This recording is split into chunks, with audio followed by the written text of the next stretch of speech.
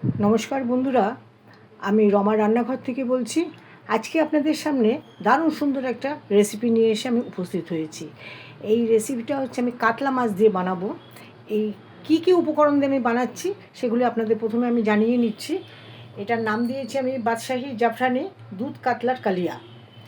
আলু লাগছে একটা বড় সাইজে, সেটাকে ডুমো ডুমো করে কেটেছি। 3টে পটল সাদা রঙের ভেতরে, সেটাকেও অনেকে ডুমো ডুমো করে কেটেছি। ক্যাপসিকাম একটা ছোটো সাইজে, সেটাকে অর্ধেক ডুমো ডুমো করে কাটা। একটা ছোট্ট গাজর, সেটাকে কয়েকটা টুকরো করেছি। এবার কাঁচা লঙ্কা দিয়েছি 3টে, এটাকে দিয়ে ভালো করে নুন হলুদ দিয়ে মাখিয়ে আমি গ্যাসের মধ্যে ভেজে রেখেছি। 2টো তেজপাতা, একটা শুকনো লঙ্কা ফোড়ন দিয়ে। রসুন দিয়েছি 8 কোয়া, আর একটা ছোট পেঁয়াজ, আদা দিয়েছি 1 চামচ, সেটাকে বেটে রেখেছি ওই মশলার সাথে। আর এখানে রেখেছি হাফ চামচ আপনার কাজু বাটা, হাফ চামচ মানে ছোটো চামচের, এই চামচের মাপে চামচ পোস্ত বাটা, আর কিশমিশ রেখেছি, আর 2 হাতা দুধের মধ্যে জাফরান মিশিয়ে রেখেছি। পেঁয়াজ ছোটো একটা মাঝারি দিয়েছি, তার সঙ্গে 8 কোয়া রসুন, আদা তো বেটেই রেখেছি। ঘি 2 চামচ, গরম মশলা 2 চামচ, হলুদ পরিমাণ মতন, নুন পরিমাণ মতন, চিনি 1 ফোঁটা। আর এই রান্নাটা এখন আমি শুরু করেছি। গ্যাস আমি ধরিয়ে এটার মধ্যে বসিয়ে রেখেছিলাম। এখন এর মধ্যে এক এক করে মশলা আমি দিয়ে দেবো। এর মধ্যে কিছু কিশমিশও আমি দিয়েছি, চিনি একটু দিয়ে রাখলাম।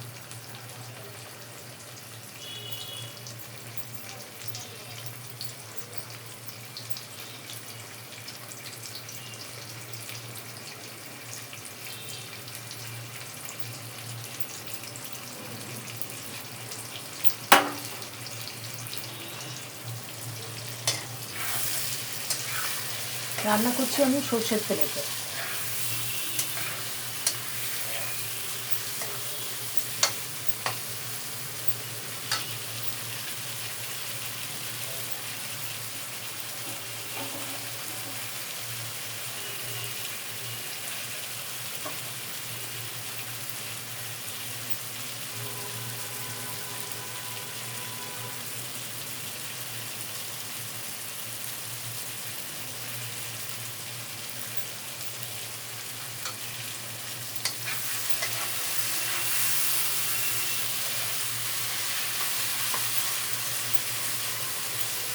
আমি কাতলা মাছটাকে আগেই নুন হলুদ মাখিয়ে কিছুক্ষণ ম্যারিনেট করে সেটাকে আমি ভেজে রেখে দিয়েছিলাম।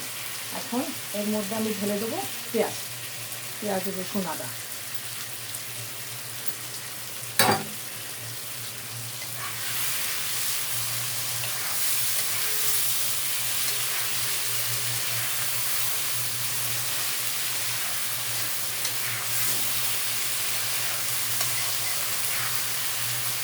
আলু পটল মাঝারি আঁচে রেখে আমি এটাকে ভেজেছি। বেশি আঁচে ভাজতে গেলে এটা একদম পুড়ে যাবে।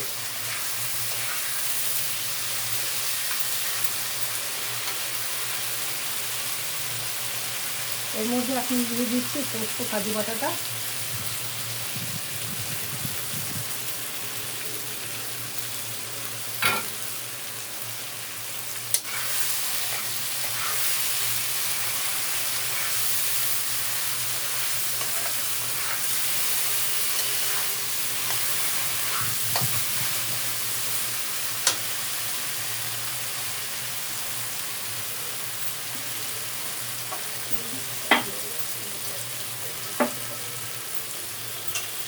এর মধ্যে আমি দিয়ে দিচ্ছি কিশমিশ।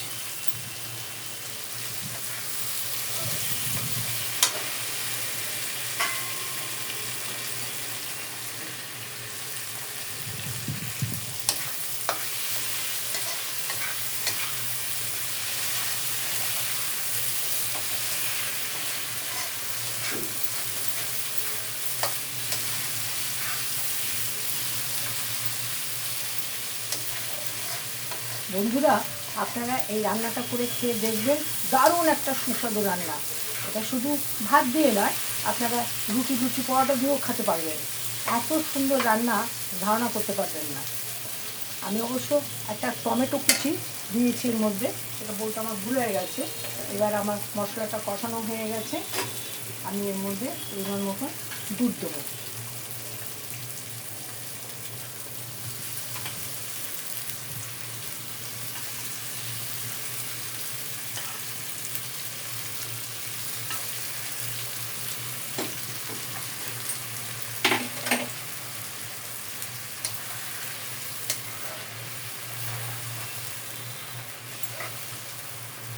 এবার মাছটা এর মধ্যে দিয়ে দিচ্ছি, আঁচটাকে একটু কমিয়ে দিচ্ছি।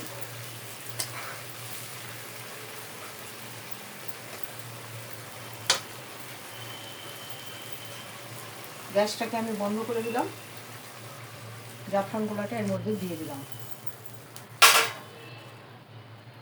2 চামচ এর মধ্যে গরম মশলা দিয়ে দিলাম, ঘি 2 চামচ দিয়ে দিলাম। রান্নাটা আমার এখানেই কমপ্লিট হয়ে গেছে। আজকের মতন রান্নাটা আমি এখানেই শেষ করে চলে যাচ্ছি বন্ধুরা।